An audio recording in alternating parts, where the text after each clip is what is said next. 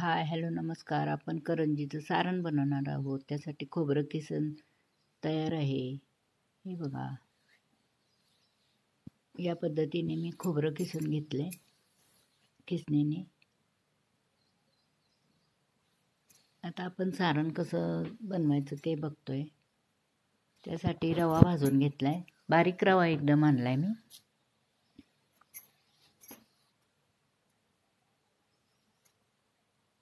रव्याच्या लाडूला लागणारे तोच रवा घेतलाय मी, बारीक रवा.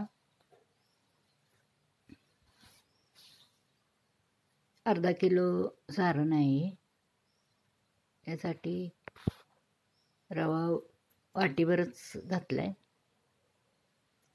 छान भाजून घ्यायचा.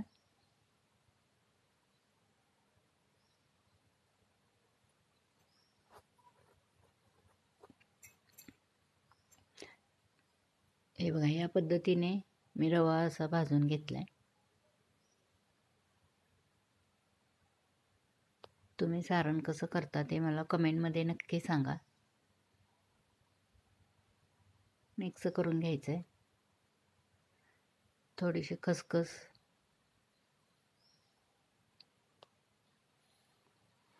खसखस छान ही पण भाजून घ्यायची.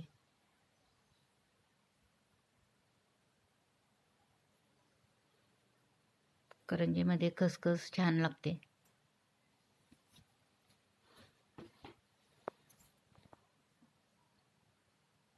या पद्धतीने भाजून घ्यायचंय. थोडीशी गरम केली तरी सुद्धा चालते, उडते खसखस भाजताना. हे बघा, या पद्धतीने त्या खोबऱ्याच्या केसामध्ये सगळे घालून घ्यायचं.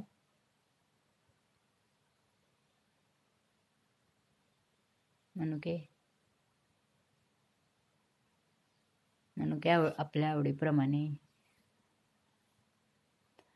बदाम काजूची पूडही टाकू शकता तुम्ही. वेलदोडे पावडर, विलायची पावडर म्हणतात कोणी, वेलदोडे पावडर. मिक्स करून घ्यायचं छान.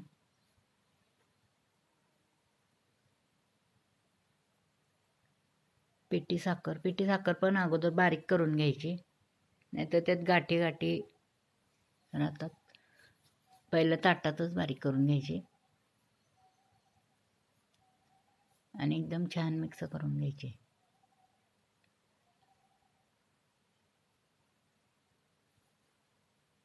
या पद्धतीने आमचं सारण असतं. तुम्ही काय काय घालता ते मला कमेंटमध्ये नक्की सांगा. ड्रायफ्रूट पण तुम्ही घालू शकता, मी नाही घातले.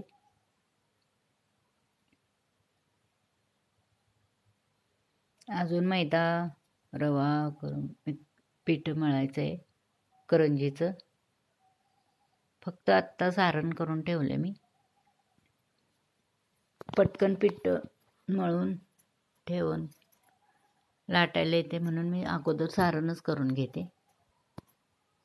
तुमची दिवाळीची तयारी झाली की नाही हे मला सांगा. हे बघा, असं सारण झालेलं आहे.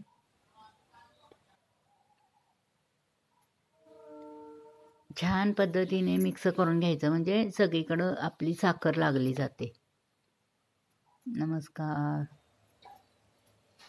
हे बघा, या पद्धतीने मी डब्यात भरून ठेवले. सर्वांना दिवाळीच्या हार्दिक शुभेच्छा. सर्वांना दिवाळी गोड जावो, सुखा समृद्धीने जावो. कसा वाटला व्हिडिओ आजचा मला कमेंट करून नक्की सांगा.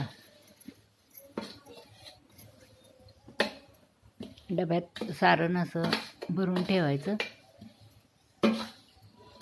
त्यामुळे आपल्याला पटकन करू शकतो आपण. अजून सगळं रव्याचे लाडू, बेसन लाडू करायचे.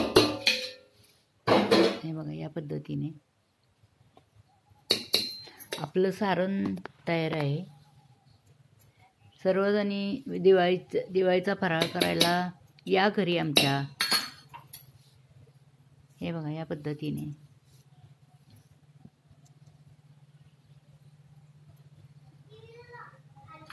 चला सर्वांना बाय बाय.